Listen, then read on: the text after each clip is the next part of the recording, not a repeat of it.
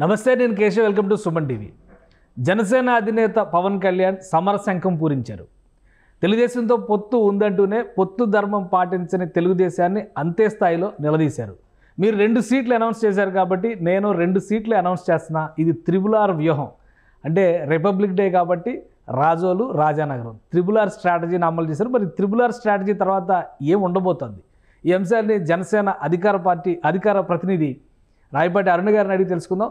అరుణ్ గారు నమస్కారం. గజం కేవలం 500 రూపాయలతో 1210 గజాల భూమి కేవలం 6 లక్షలు మాత్రమే. నమస్తే అండి. అరుణ్ గారు, ఏంటి త్రిబుల్-ఆర్ వ్యూహం అన్నారు? 2 కాన్స్టిట్యున్సీస్ని అనౌన్స్ చేశారు. ఏదో జరిగిపోతుంది 2 పార్టీల మధ్య. ఆల్రెడీ చంద్రబాబు నాయుడు గారిని నమ్ముకుంటే ఇలానే ఉంటుంది అనేటువంటి చర్చ కూడా మొదలైనటువంటి పరిస్థితి. ఏంటి అంతా సజావుగానే ఉందా? వైఎస్ఆర్సీపీ పార్టీ ఊహించినట్లు కానివ్వండి, లేదంటే మీలాంటి ఔత్సాహిక మీడియా వాళ్ళు ఊహించినట్లు కానివ్వండి, పొత్తుకి ఏమీ జరగదండి.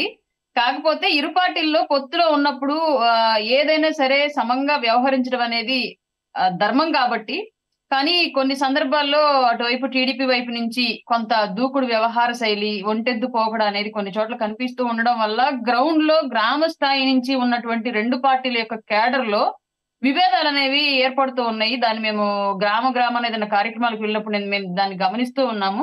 అందువల్లే ఈ విభేదాలను పై స్థాయిలో ఫుల్ స్టాప్ పెట్టకపోతే ఇంకా గ్రామాల్లో వన్స్ డివైడేషన్ అనేది వచ్చిన తర్వాత ఎట్టి పరిస్థితుల్లోనూ ఓటు మళ్ళీ ట్రాన్స్ఫర్ అవడం అనేది కష్టమైద్ది. ఏ పార్టీ అభ్యర్థి పోటీ చేసిన రెండో పార్టీ అభ్యర్థులు వేయడం అనేది ఈ సమస్య స్టార్టింగ్ లోనే పై స్థాయిలో సరి చేస్తే కింది స్థాయి వరకు ఆ ట్రాన్స్పరెన్సీ అలాగే ఉండిద్ది అన్న కారణంతో ఇవాళ అధ్యక్షుల వారు అలా చెప్పడం జరిగింది. ఇక నుంచి కూడా ఇది టీడీపీ వాళ్ళకి ఒక సంకేతం. పొత్తు ధర్మం ఇరువైపుల నుంచి పాటించాలి. మేబీ వాళ్ళ క్యాడర్ కొంచెం పెద్దదై ఉండొచ్చు, సీనియర్ పార్టీ అయి ఉండొచ్చు. కానీ వాళ్ళు ఏం జరిగింది అంటే 6 అడుగుల దేహం అయినా సరే సుస్థి చేసినప్పుడు అరంగుళం బిళ్ళ ఎలా నయం చేసిందో ఇవాళ 40 ఏళ్ల ఎక్స్పీరియన్స్ ఉన్న పార్టీ, స్థానికంగా కొంచెం బలోపేతమైన పార్టీకి వాళ్ళ జనసేన పొత్తు అనేది ఇరు పార్టీల సైడ్ నుంచి ఒక రాక్షసుని దించాలి అనుకుంటే ఇరు పార్టీలు ఒకరికొకరు పరస్పర అవగాహన, సహకారం అవసరం పడింది కాబట్టి తప్పనిసరిగా ఇరు పార్టీలు ఈక్వాలిటీ అనేది మెయింటైన్ చేయడం చాలా ఇంపార్టెంట్. దానిలో భాగంగానే వాళ్ళు పవన్ కళ్యాణ్ గారు ఇలాగా చెప్పకనే బహిరంగంగా చెప్పారని చెప్పేసి నేను భావిస్తున్నానండి. అంటే ప్రతిసారి పవన్ కళ్యాణ్ గారు ఏదైనా ఉంటే ఇంటర్నల్ గా మాట్లాడేటువంటి అలవాటు ఉంటుంది, కానీ ఇలా బాహాటంగా అనౌన్స్ చేయడం అనేది ఉండదు. ఇంకోటి, తెలుగుదేశం పార్టీ నాయకులు చెప్తున్నటువంటి మాట ఏంటంటే మండపేట సిట్టింగ్ స్థానం లాస్ట్ టైం 151 వేవ్లో కూడా తెలుగుదేశం పార్టీ గెలుచుకున్న స్థానం కాబట్టి అనౌన్స్ చేశారు అనేది ఒక కన్విన్సింగ్ ఆన్సర్ చెప్పేటువంటి ప్రయత్నం చేస్తున్నారు. సో ఇక్కడ మండపేటలో క్యాండిడేట్ని అనౌన్స్ చేయడమే సమస్యకు కారణం అని చెప్పి అనుకోవచ్చా?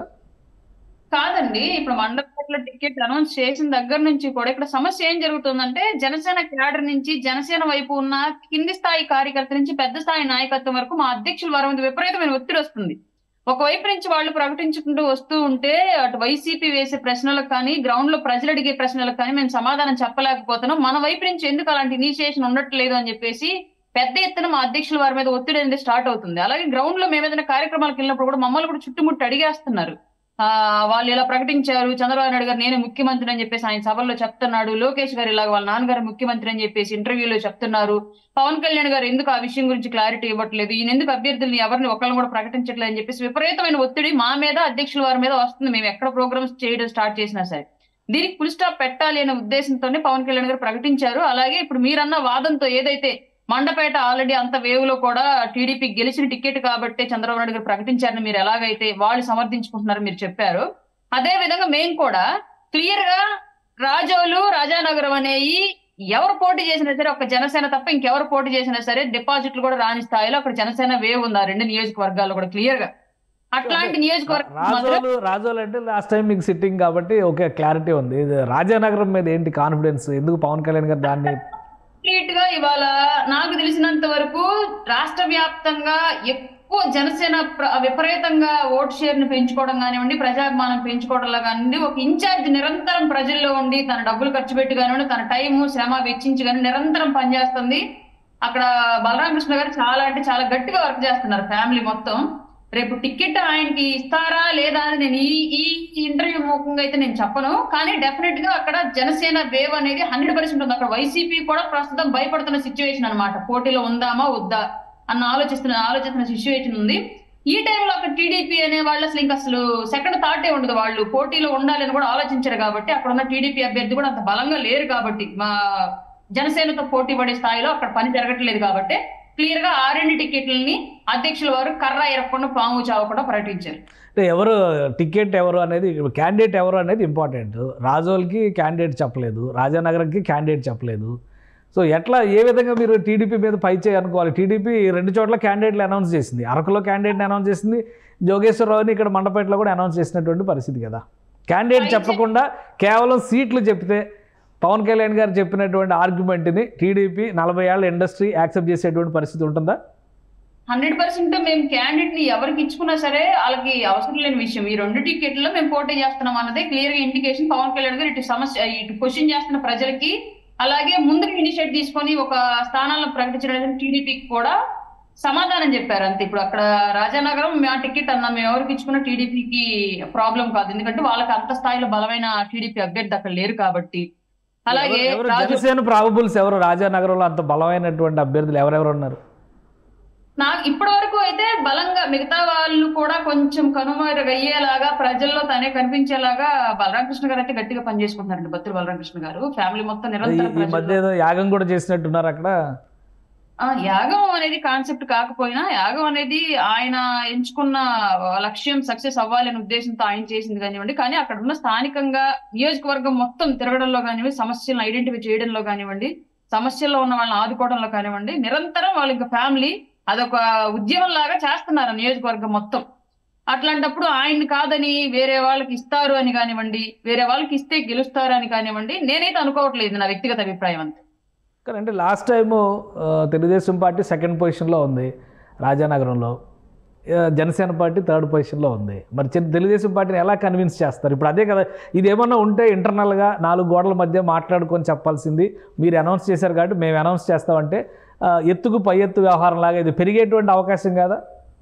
అదేనండి నేను అడుగుతోంది. ఇప్పుడు ఒక అభ్యర్థి టికెట్ అనౌన్స్ చేయాలి అంటే ఆల్రెడీ టికెట్లకు సంబంధించి చర్చలు జరుగుతున్నప్పుడు, దానికి సంబంధించి ఒక ప్రాసెస్ నడుస్తున్నప్పుడు అంత సీనియర్లు పెద్ద స్థాయిలో వ్యక్తులు అయి ఉండి పొత్తులో ఉన్న పార్టీని కన్సిడర్ చేయకుండా అలా బహిరంగంగా ప్రకటించకూడదు కదా.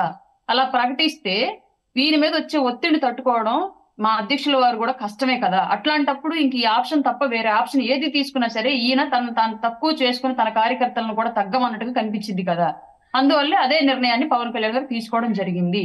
మరొక్కసారి ఇలాగ జరగకుండా ఉంచండి, పొత్తు ధర్మాన్ని ఇరువైపుల నుంచి సమంగా పాటిద్దామని చెప్పేసి టీడీపీకి ఒక స్నేహపూర్వక ఇండికేషన్ అయితే ఇచ్చారు. రైట్. రాజోలు పరిస్థితి ఏంటి? రాజోలు ఇప్పుడు బొంతు రాజేశ్వరరావు గారు ఆయన జాయిన్ అయినట్టున్నారు కదా. లాస్ట్ టైం ఏమో అటు నుంచి పోటీ చేశారు, ఇటు వచ్చారు, ఇటు గెలిచిన ఆయన ఏమో అటు వెళ్ళారు కదా. అది ఏంటి పరిస్థితి? దీనికి సంబంధించి నాకు కూడా క్లియర్ గా ఇన్ఫర్మేషన్ అయితే లేదండి. రాజేశ్వరరావు గారు 100% పని చేసుకుంటున్నారు, నాకు ఇస్తా అన్నారు టికెట్ అన్నట్లుగా. దానికి సంబంధించి ఇంకెవరు ఆశావాహులు ఉన్నారు అని కూడా వినిపిస్తూ ఉంది. ఫైనల్ గా ఎవరు రేస్ లో ఉంటారు, ఎవరు రేస్ నుంచి తప్పుకుంటారు అనేది నాకైతే తెలియదు విషయం. కానీ అంటే ఒకటి, ఈ కన్ఫ్యూజన్స్ అన్నిటికీ ఒక కారణం ముందుగా లిస్ట్ ప్రిపేర్ కాకపోవడం, ఒక నంబర్ ఆఫ్ సీట్స్, ఇన్ని సీట్స్ ఈ సీట్స్ అనేటువంటి క్లారిటీ రాకపోవడం. పదే పదే ఈ చర్చ జనసేన టీడీపీ బంధం సెప్టెంబర్లో అనౌన్స్ అయినా కానీ ఇప్పటివరకు కూడా చర్చకి నిలుస్తున్నటువంటి అంశాలు అవే. కాపు సంక్షేమ సేన నేత హరిరామ్ జోగయ్య కూడా ఒక లెటర్ రాశారు, 60 చోట్ల బలం ఉంది, వీళ్ళందరూ బలమైనటువంటి నాయకులు, వీళ్ళకి ఇస్తే కనుక గెలిచే అవకాశం ఉంది అనేటువంటి ఒక మాట చెప్తున్నారు. 2 రోజుల క్రితం కూడా ఒక వైరల్ న్యూస్, ఒక సర్క్యులర్ ఒకటి తిరుగుతూ ఉంది సోషల్ మీడియాలో. 63 సీట్లు జనసేనకి ఇస్తున్నారు, 112 చోట్ల టీడీపీ పోటీ చేస్తుందని. తర్వాత అది ఫేక్ లెటర్ అనేటువంటి మాట చెప్పారు. ఏంటి ఆ క్లారిటీ రావడానికి ఎంత సమయం పట్టొచ్చు? 2 రోజులే ఉందండి. ఇవాళ కూడా ఒకటి రిలీజ్ చేశారు వైసీపీ వాళ్ళు. చూడండి, టీడీపీ అభ్యర్థుల లిస్ట్ అను జనసేన అభ్యర్థుల లిస్ట్ పీడిఎఫ్ వాళ్ళే రిలీజ్ చేస్తారా? మా లిస్ట్ కూడా వాళ్ళు రిలీజ్ చేశారు. ఇప్పుడు పొద్దు నుంచి నాకు ఒక 10 చాట్ల నుంచి వచ్చాయి ఆ పీడిఎఫ్లు. అట్లాంటివన్నీ కూడా వైఎస్ఆర్సీపీ ఇరు పార్టీల కార్యకర్తల్ని రెచ్చగొట్టడానికి ట్రై చేస్తుంది. ఎందుకంటే రేపు పొద్దున్న టికెట్ ఎవరికి ఎక్కడ తీసుకుంటారో తెలీదు. ప్రజల్లో ఒక వ్యక్తిని మనం ముందుగానే ఈ వ్యక్తికి ఇస్తారని చెప్పేసి ఒక మాట వదిలేస్తే రేపొద్దున అతనికి కాకుండా ఇంకొకరికి ఇచ్చినప్పుడు ఇరు పార్టీల పొత్తు చెడిపోవాలి, కార్యకర్తలు కొట్లాట్లకు దిగాలి, పొత్తు ధర్మం అనేది విడిపోతే మళ్ళీ వాళ్ళు వైఎస్ఆర్సీపీ పార్టీ వాళ్ళు లబ్ధి పొందొచ్చు అని చెప్పేసి ఉద్దేశంతోనే అలా చేస్తూ ఉన్నారు. వాళ్ళ పార్టీయే సవాల మీద బిల్డ్ అయిన పార్టీ కదండి. అంత ఫ్యాక్షన్ కక్షలతో బ్రతికిన బతుకులు కాబట్టి వాళ్ళ ఆలోచనలు, వాళ్ళ విధానాలు కూడా ఇలాగే ఉంటాయి. ప్రజలకు తెలియకే ఒకసారి మోసపోయారు. ఈసారి ఎన్ని వేషాలు వేసినా మోసపోవడానికి సిద్ధంగా లేరు ప్రజలు. కాకపోతే ఏంటంటే టికెట్ల సర్దుబాటు అనేది చెప్పారు కదండి. బీజేపీ అనేది ఇప్పటి వరకు కూడా క్లారిటీ ఇవ్వకపోవడం ఒక అంశం అయితే, రెండో అంశం ఏంటి అంటే వైఎస్ఆర్సీపీ పార్టీ వైపు నుంచి అభ్యర్థులు ఎలాంటి కండిషన్స్ లో ప్రజెంట్ ఉన్నారు, వాళ్ళ మీద మనం ఏ అభ్యర్థిని నించోబెడితే 100% కుల సమీకరణాలు, ఆర్థిక సమీకరణాలు, స్థానిక బలము, క్యాడర్ వీటన్నింటిని బేస్ చేసుకొని ఇరు పార్టీలు అడ్జస్ట్ చేసుకోవాల్సి వస్తుంది.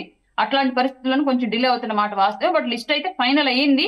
ఫర్దర్ గా బీజేపీతో ఒక సిట్టింగ్ వెళ్ళి కూర్చొని మాట్లాడి వచ్చిన తర్వాత ఆ లిస్ట్ అయితే రిలీజ్ చేస్తారండి.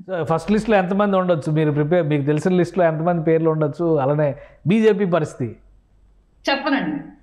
అంటే మీకు క్లారిటీ ఉంది కదా, పార్టీలో ఒక అండర్స్టాండింగ్ అయితే వచ్చేసింది.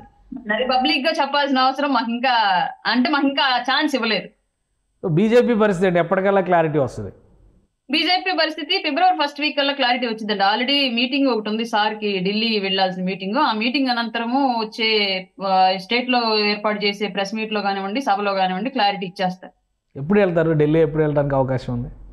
ఈ month 29th are next month 3rd అని చెప్పేసి వినిపిస్తుందండి. అంటే ఇక్కడ రెండు ప్రశ్నలు ఏంటంటే, ఒకటి వైఎస్ఆర్సీపీ ఇచ్చే లిస్టు వరకు మీరు వెయిట్ చేసి ఆ తర్వాత క్యాండిడేట్లు డిసైడ్ చేస్తారనేది ఖచ్చితంగా చర్చ నడుస్తుంది. ఇంకోటి ఏంటంటే, అక్కడి నుంచి చాలామంది అసంతృప్తులు వస్తారు, జనసేన అధినేతతో టచ్లో ఉన్నారని.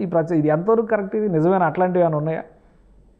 అసంతృప్తులు దాదాపు 3 నెలల నుంచి టచ్ లో ఉన్నారండి. ఇవాళ నిన్న మొన్న కాదు, దాదాపు 3-4 నెలల నుంచి టచ్ లో ఉన్నారు క్లియర్ గా. ఎందుకంటే ఎప్పుడైతే జగన్మోహన్ రెడ్డి సర్వేలు చేయించిన తర్వాత అతనికి వచ్చిన ఐపాక్ సర్వే కూడా ఈసారి మీరు ఓడిపోబోతున్నారని చెప్పేసి ఇచ్చింది. బట్ దాన్ని కవర్ చేయడానికి టైమ్స్ ఏదో సర్వే సంస్థకి వీళ్ళు పాపం డబ్బులు ఇచ్చేసి మరీ పాజిటివ్ గా రాయించుకున్నారు. అది కవర్ చేయడానికి, కార్యకర్తల్లో ఈ అసంతృప్తి, భయం అనేది లేకుండా కవర్ చేయడానికి ఇలా చేశారు. బట్ అదేంటంటే ఆటోమేటిక్ గా అభ్యర్థులకు తెలిసిపోవడం మూలంగా కూడా అధ్యక్షులు వారు పవన్ కళ్యాణ్ గారితో చాలా మంది టచ్ లో ఉన్నారు. టీడీపీతో గతంలో విభేదించి బయటికి వెళ్లిన వాళ్ళు ఎవరైతే ఉన్నారో, లేదు టీడీపీ వైపు పోవడం ఇంట్రెస్ట్ లేకుండా ఉన్న వాళ్ళు ఎవరైతే ఉన్నారో వాళ్ళందరూ కూడా కళ్యాణ్ గారితో టచ్ లో ఉన్నారు చాలా రోజుల నుంచి. నాకు తెలిసినంత వరకు టికెట్లు అనౌన్స్ చేసి ఎలక్షన్ కోడ్ వచ్చిన తర్వాత కూడా చాలా మంది వైఎస్ఆర్సీపీ పార్టీ నుంచి పెద్ద తలకాయలు చాలా మంది, ఈవెన్ టికెట్ ఇవ్వకపోయినా సరే పార్టీ మారడానికి సిద్ధంగా వాళ్ళు చాలా మంది ఉన్నారండి. వాళ్ళు ఎలక్షన్ కోడ్ అమలయ్యాక వస్తారు బయటకంటే. చాలా మందికి వ్యాపారాలు ఇలా చాలా ఉంటాయి, వాళ్ళు ఆర్థిక సమస్యలు చాలా ఉంటాయి. వన్స్ గవర్నమెంట్ ని వ్యతిరేకించి బయటకు వస్తే ఆర్థికంగా దెబ్బతింటామనే భయం వాళ్ళకు ఉంటది. కాబట్టి డెఫినెట్ గా ఎలక్షన్ కోడ్ కోసం వెయిట్ చేస్తున్నారు అందరు. అంటే ఎవరు వస్తారు? ఎమ్మెల్యేలు, ప్రజాప్రతినిధులు వస్తారా? నార్మల్ లీడర్స్ వస్తారా? మంత్రులు కూడా వస్తారు. ఇప్పుడు ప్రజెంట్ మంత్రిత్వ శాఖలు నిర్వహిస్తున్న వాళ్ళు కూడా రేపొద్దున వైఎస్ఆర్సీపీ పార్టీలో నుంచి బయటికి జనసేన పార్టీలో చేరికలకి మీరు చూస్తారు. కానీ ఇప్పటి వరకు అదే మంత్రుల పైన, అదే పార్టీ అధికార పార్టీ పైన పోరాటం చేసి మళ్ళీ వాళ్ళందరినీ తీసుకుంటే ప్రజామోదం అనేది జనసేన పార్టీ నాయకత్వానికి వస్తుందా? రాజు అసమర్థుడు అవ్వడం మూలంగా రాజ్య ప్రజలందరూ పిచ్చోళ్ళు అయిపోయారు. ఆ రాజు నడుపుతున్న సేన అంతా దుర్మార్గులు అయిపోయారు. ఇవాళ ఇక్కడ మా పార్టీలోకి వచ్చినప్పుడు రాజు మంచివాడు, అతని వెనకాల ఎట్లాంటి ఎద వచ్చినా సరే ఆయన నడిపిన బాటలో నడవాలి. ఆ క్లారిటీ ఉంది. అయితే మీరు ఆ కండిషన్ తోనే తీసుకుంటారా? ష్యూర్ అండి.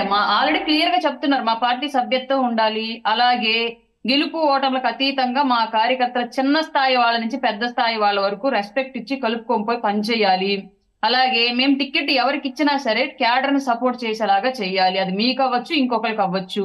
ఎట్లాంటి వ్యతిరేక స్వరాలు అక్కడ వినిపించడానికి వీల్లేదు, కోవర్ట్ల కింద పనిచేయడానికి వీల్లేదు. దీనికి సంబంధించి గ్రౌండ్ లో పార్టీలో వ్యక్తిని చేర్చుకుంటున్నప్పుడు అక్కడున్న స్థానిక జనసేన క్యాడర్ కూడా ఇన్ఫర్మేషన్ ఇస్తున్నారు క్లియర్ గా, ఈ వ్యక్తి వైపు నుంచి మీరు జస్ట్ సపోర్ట్ చేయండి పొలిటికల్ గా, అంతే తప్ప అతను ఏదన్నా యాంటీ పార్టీ డెసిషన్స్ కనుక ఇంప్లిమెంట్ చేస్తుంటే దాన్ని మీరు సపోర్ట్ చేయాల్సిన అవసరం లేదు. డెఫినెట్ గా పార్టీ అధిష్టానాన్ని తెలియచేయండి అని చెప్పేసి క్లియర్ గా ఇరు పార్టీలు, ఇటు అభ్యర్థికి ఇటు పార్టీ క్యాడర్ కి కూడా ఇన్ఫర్మేషన్ ఇచ్చి మరీ జాయిన్ చేసుకుంటున్నారు. ఈ కండిషన్స్ ఒప్పుకున్న వాళ్ళు మాత్రమే జనసేన పార్టీలోకి వస్తున్నారు. అవునండి. ఎవరెవరు వస్తారు నెక్స్ట్? ఇప్పుడు కొనతాల రామకృష్ణ గారు జాయిన్ అవుతున్నారు. ఆల్రెడీ ఆయన ఒక ఇండికేషన్ ఇచ్చేసారు, నేను ఏదో మెంబర్షిప్ ఫామ్ కూడా ఫిల్ చేశారు, సభ ఉంటుంది అంటున్నారు. ఆ సభ కోసం అందరూ వెయిటింగ్. రెండోది ఎంపీ బాలశౌరి గారికి సంబంధించి కూడా ఆల్రెడీ మీటింగ్స్ అయిపోయినాయి, ఆయన కూడా ఒక సభ పెడతారు అతి త్వరలో అనౌన్స్మెంట్ అన్నారు. అది ఎప్పుడు ఉంటుంది? మూడోది ముద్రగడ పద్మనాభం గారు పార్టీలోకి వచ్చేయడానికి రెడీగా ఉన్నారు, ఇంకా అధినేత వెళ్ళి కలవడమే తరువాయి అన్నారు. అది ఎప్పుడు ఉంటుంది? పవన్ కళ్యాణ్ గారి ప్రసంగం మీరు వాళ్ళు పూర్తిగా కనుక విన్నట్టయితే, ఒక జన సైనికుడు అంటే మీరు మీడియా వాళ్ళు కాబట్టి మీకు ఎక్కడ మసాలా దొరికిద్దని ఐడెంటిఫై చేస్తారు. జనరల్ గా మేము క్లియర్ గా వింటాము. మీరు కనుక క్లియర్ గా విన్నట్లయితే ఒక మాట అన్నాడు, మీరు నన్ను తిట్టినా నేను పడతాను, రేపొద్దున మీ బాధ్యత కూడా నాదే, మా పార్టీ తలుపులు ఎప్పుడు మీలాంటి వాళ్ళ కోసం తెరిచే ఉంటాయి, మీకు ఆ విషయం కూడా తెలుసు, కాబట్టి ఇంకెందుకు అయిపోయింది మీ నాయకుడు పరిస్థితి, వచ్చేసేయండి అని చెప్పేసి అన్నాడు. మీకు ఇందాక ఆ స్పీచ్ కనుక మీరు విన్నట్లయితే. అంటే అది అందుకే అడుగుతుంది, మరి ఇంకెంతమందిని ఆహ్వానిస్తారని. చాలా మంది సార్తో టచ్ లో ఉన్నారు. ఇవాళ ఎవరైతే మీడియా ముందు వచ్చి బూతులతో నోరు పారేసుకున్నారో వాళ్ళని కూడా ఆల్రెడీ వేరే వాళ్ళ ద్వారా కమ్యూనిటీని బేస్ చేసుకొని వేరే వాళ్ళ ద్వారా సంప్రదింపులు జరుపుతున్నారు కాబట్టి సార్ ఆ మాట వాళ్ళకి ఇచ్చేసారు. మీరేం మొహాటానికి పోవద్దు, నన్ను తిట్టారని చెప్పేసి నేను వద్దంటానేమని చెప్పేసి రండి ముందు పార్టీలోకి అని చెప్పేసి చెప్పేశారండి. సో ముద్రగడ్డ పద్మనాభం గారు ఎప్పుడు కలుస్తారు, ఎప్పుడు వస్తారు? వాళ్ళ అబ్బాయి గారు కూడా క్లారిటీ ఇచ్చారు కదండి, జనసేన వైపు వెళ్ళడానికి మేము సుముఖంగానే ఉన్నామని చెప్పేసి. ఆయన టికెట్ ఆశిస్తున్నారు, దానికి సంబంధించి చర్చలు జరుగుతున్నాయి. తొందరలోనే ఆ జాయినింగ్ జరుగుతుందండి. సో ఒక పక్కనేమో పార్టీ పరంగా జరుగుతున్నటువంటి కసరత్తు, ఇంకోవైపు అభ్యర్థులపైన జరుగుతున్నటువంటి కసరత్తు, పొత్తులపైన జరుగుతున్నటువంటి కసరత్తు, అటుపక్కన అధికార పార్టీ సిద్ధం పేరుతో రెడీ చేసేసింది, రేపటి నుంచి యుద్ధం మొదలవుతుందనేటువంటి అనౌన్స్మెంట్ వచ్చింది. జనసేన పార్టీ ఎప్పుడు మొదలు పెడుతుంది ఈ ప్రచార కార్యక్రమాలు కానీ, ఈ చేరికల సభలు కానీ, ఇవన్నీ ఎప్పుడు మొదలవుతాయి? ఒక టెంటేటివ్ డేట్ ఏదైనా క్లారిటీ ఉందా? దేనికి సార్? జగన్మోహన్ రెడ్డి సిద్ధం, చెంచల్ కూడా జైలుకి వెళ్ళడానికి తొందరలో మళ్ళీ అధికారం దిగ్గానే. ఆల్రెడీ నిన్నేదో ఒక మీటింగ్ లో పాల్గొన్నప్పుడు నేను ఇప్పుడు మీరు దింపేస్తే దిగిపోవడానికి సిద్ధంగా ఉన్నానని చెప్పేసి రియలైజేషన్ అయిపోయి మాట్లాడినట్టున్నాడు. ఆయన ఇప్పుడు సిద్ధం అవడం ఏంటంటే ఎన్నికల ప్రచారానికి కొత్తగా నాకు మనం మాట్లాడుకోవడం ఎగతాలు కాకపోతే 2019 నుంచి గెలిచిన దగ్గర నుంచి కూడా ఆయన ఎన్నికల ప్రచారంలోనే ఉన్నాడు. 2024కి స్టిక్కర్ల పేరుతోటి, వేళ్ల మీద బొమ్మల పేరుతోటి, ఇంటింటికి ఇచ్చే పుస్తకాల పేరుతోటి, పేపర్లో నిరంతరం రాయించే ప్రకటనల పేరుతోటి ప్రతి క్షణం ఆయన ప్రచారం, ఎన్నికల ప్రచారమే చేస్తాడు. ఇప్పుడు కొత్తగా సిద్ధమయ్యేది ఏంటి నాకు అర్థం కాదు. ఇప్పుడైనా మళ్ళీ ప్రజల్లో కూర్చొని ముద్దులు ఏమైనా పెడతాడా చెప్పండి? ఒకవేళ అవుతుంది అది ఇప్పుడు వస్తే ఇంకా గుద్దులే గుద్దుతారు జనాలు, కాబట్టి రాడు ఎట్టి పరిస్థితులు. ఎన్నికల ప్రచారం మొదలు పెట్టేసినట్టే కదా మరి మీ అంటున్నాను నేను. ఆయన ఇంతకు ముందు ఎలాగైతే ప్రతిపక్షంలో ఉన్నప్పుడు ఓదార్పు యాత్ర పేరుతో ప్రజల్లో తిరిగాడో అలాగా మళ్ళీ ప్రజల్లోకి వాళ్ళు వస్తాడా అంటున్నాను నేను. అలాగ వస్తే ఆయన కొత్తగా ఏదన్నా సిద్ధమైనట్టు. అలా కాకుండా మళ్ళీ యథావిధిగా ఇప్పటి వరకు చేసిన ప్రోగ్రామ్స్, పొలిటికల్ ప్రోగ్రామ్స్ కనుక చేసి ఎమ్మెల్యేలు కనుక తిప్పితే అది 2019 నుంచి చేస్తానే ఉన్నాడు ఎన్నికల ప్రచారం. అతను 2024కి ఇప్పుడు కొత్తగా చేయడానికి ఏమీ లేదు. అలాగే ఇంక యుద్ధం అంటారు. యుద్ధం అంటే 2019 నుంచి ఆయన ప్రజల మీద యుద్ధం చేస్తానే ఉన్నాడు. అట్లాంటి ముఖ్యమంత్రిని ఎంచుకున్నటువంటి ఉద్యోగ సంఘాలు, వ్యాపార, కార్మిక, లేబర్, సామాన్యులందరూ కూడా ఆయన చేసే పనుల వల్ల యుద్ధాలు చేసుకుంటూనే ఉన్నారు. స్థానికంగా కలెక్టర్ ఆఫీసుల దగ్గర, మున్సిపల్ కార్యాలయాల దగ్గర, ఎండిఓ ఆఫీసుల దగ్గర. ఇంకా ఆయన కొత్తగా ఇవాళ చేసేదానికి యుద్ధము లేదు, కొత్తగా ఆయన సిద్ధం చేసుకునేది లేదు. ఎప్పటి నుంచి అదే పనిలో ఉన్నాడు. ఇప్పుడు ఆయన సిద్ధమైంది, సన్నద్ధమైంది దేనికి అంటే రేపొద్దున పదవి దిగుతాను నేను కన్ఫామ్ గా, కాబట్టి నేను జైలుకి వెళ్ళడానికి సిద్ధంగానే ఉన్నాను, నన్ను నమ్ముకున్న క్యాడర్ కూడా సిద్ధపడండి, మీ స్థానం ఎక్కడో అక్కడ మీరు చూసుకోండి అని చెప్పేసి ఇండైరెక్ట్ గా వాళ్ళ క్యాడర్ కి ఆయన సంకేతాలు ఇచ్చాడు. రైట్. అంటే ఇప్పుడు ఫస్ట్ వీక్ తర్వాత పవన్ కళ్యాణ్ గారి సభలు, యాత్రలు, ప్రచార కార్యక్రమాలు ఉంటాయా, అనౌన్స్మెంట్లు, అలానే లిస్ట్ అనౌన్స్మెంట్లు, ఇవన్నీ దీనికి సంబంధించి పార్టీ వైపు నుంచి తీసుకుపోయేటువంటి కార్యాచరణ ఏంటి? అలానే రాయలసీమలో కూడా విస్తృతమైనటువంటి డిస్కషన్ జరుగుతున్నాయి జనసేన పార్టీకి సంబంధించి. ఇప్పుడు మీరు అన్నారు అయితే మీకు పోటీగా అటుపక్కన కాంగ్రెస్ పార్టీలో చేరికలు కూడా వేగంగా జరిగేటువంటి అవకాశాలు ఉన్నాయని సంకేతాలు వస్తున్నాయి. ఎవరికి పోటీ అవుతున్నారు? కాంగ్రెస్ ఉత్తేజం పొందడం వల్ల, షర్మిల రాక తర్వాత జరుగుతున్నటువంటి పరిణామాలు జనసేన పార్టీలో చేరికలకు గండి కొట్టే అవకాశం లేదంటారా?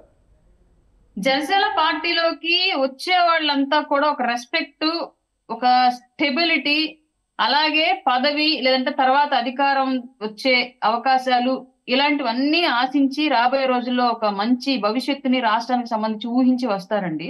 షర్మిల గారిని పార్టీలోకి వెళ్లే వాళ్ళు ప్రజెంట్ ఇటు టీడీపీ జనసేన కూటమిలోకి రాలేక, అటు జగన్మోహన్ రెడ్డితో కలిసి పనిచేయలేక వేరే దారి లేక వెళ్లేవాళ్ళు ఇప్పుడు వెళ్తారు. ఎందుకంటే ఇప్పట్లో కాంగ్రెస్ పుంజుకునేది కాదు. అలాగని క్రెడిబిలిటీ విషయానికి వస్తే ఆవిడ ఆల్రెడీ తెలంగాణలో ఒక పార్టీ పెట్టి మళ్ళీ అక్కడ కలిపేసిన విషయం తెలుసు. క్రెడిబిలిటీ విషయంలో కూడా రాజకీయ స్టెబిలిటీ అనేది షర్మిల గారి దగ్గర కూడా గతంలో ఉన్న పరిస్థితులు మనం చూసినట్లయితే పార్టీని నడపలేక కలిపేసింది. కాబట్టి అట్లాంటి పరిస్థితిని కూడా ఎవరు ఊహించి వెళ్లే పరిస్థితి లేదు. సో ఇప్పుడు వెళ్లే వాళ్ళంతా వైసీపీ నుంచి, అలాగే మా పార్టీ వైపు నుంచి కానివ్వండి, అలాగే వైఎస్ఆర్సీపీ పార్టీ వైపు నుంచి కానివ్వండి, కాంగ్రెస్ లోకి వెళ్లే వాళ్ళు గత్యంతరం లేక వెళుతున్న వాళ్ళే ఉంటారు ప్రస్తుతం.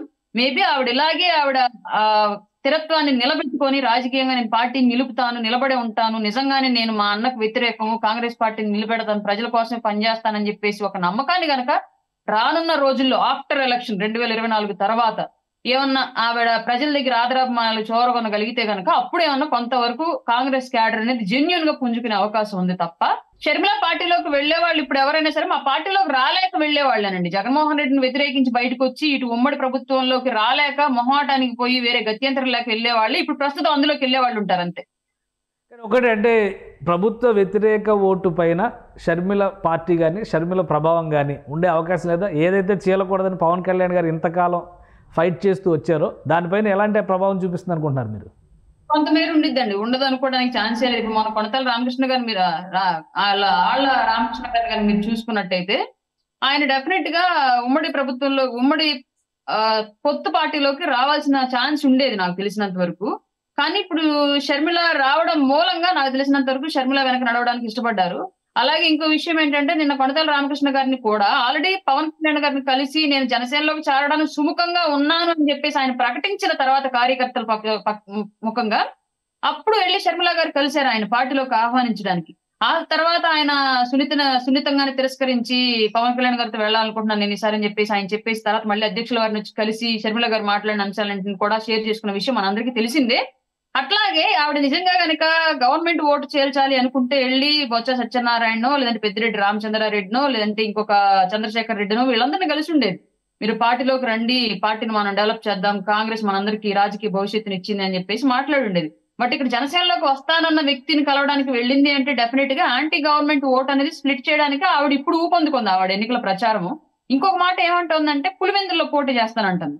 అంటే జగన్మోహన్ రెడ్డి ఆయన ఓడిపోతానేమో, ఒకవేళ వ్యతిరేక పవనాలు ఏమన్నా పని చేస్తే నా ఓటమి తప్పదేమో, అది ఇంకా నాకు అవమానంగా మిగిలిద్ది అనే ఉద్దేశంతోనే తీసుకెళ్లి ఆవిడని అక్కడ పెట్టుకుని పోటీ చేయిస్తున్నాడు. ఆయన వ్యతిరేక ఓటు అనేది స్ప్లిట్ అయిపోయి బీటెక్ వ్యక్తి గెలవకుండా ఉండడానికి ఈ ప్రయత్నాలు జరుగుతున్నాయేమో అని చెప్పేసి నేను అనుకుంటున్నానండి. అంటే ఇది ఇప్పుడు రాయలసీమలో కూడా చాలామంది నాయకులు ఇటు జనసేన టీడీపీ కూటమి వైపు వస్తారనుకున్న వాళ్ళు కూడా షర్మిల వైపు మరలుతున్నటువంటి పరిస్థితి ఉంది. మీరు అన్నట్టుగా ఇద్దరు కలిసి పనిచేసేటువంటి పరిస్థితి, అంటే జగన్మోహన్ రెడ్డి షర్మిల కలిసి ఈ వ్యూహాన్ని అమలు చేసేటువంటి వాతావరణం ఉంది. ఎందుకంటే బహిరంగంగానే ఆమె తిడుతున్నటువంటి పరిస్థితి, అంటే అప్పుడు జరిగినటువంటి పరిణామాలని ప్రజల ముందర తీసుకొచ్చేటువంటి ప్రయత్నం చేస్తున్నారు. కాబట్టి ఇద్దరు కలిసే పనిచేస్తున్నారు అనుకోవడానికి ఎంతవరకు అవకాశం? చెప్పాను కదండి నేను, వైఎస్ఆర్ ఫ్యామిలీ అనేది రాజకీయాల పరంగా రాష్ట్రంలో వాళ్ళు ఆస్కార్ లెవెల్ యాక్టింగ్ ఫ్యామిలీ అదంతా. రెండు వైపులా కూడా ఇప్పుడు ఒకవైపు ఏమో ఇద్దరు కుటుంబం కలహాలు వచ్చాయి కాబట్టి రాజకీయంగా ఇట్లా వ్యతిరేకులు అయ్యారేమో అని చెప్పేసి ఒకవైపు నమ్మాల్సి వస్తే, మరొక వైపు ఏమో కాంగ్రెస్ లో ఉంది అంతా రెడ్డి సామాజిక వర్గం, వైఎస్ఆర్ కాంగ్రెస్ పార్టీలో ఉందంత రెడ్డి సామాజిక వర్గం. ఎప్పుడు గతంలో కూడా కాంగ్రెస్ పార్టీని వైఎస్ఆర్సీపీ పార్టీ అధికారంలోకి వచ్చిన తర్వాత కాంగ్రెస్ ని విమర్శించింది లేదు. దానికి సంబంధించి వాళ్ళ మధ్య ఎప్పుడు ఒక వైరి వాతావరణం నెలకొందలేదు.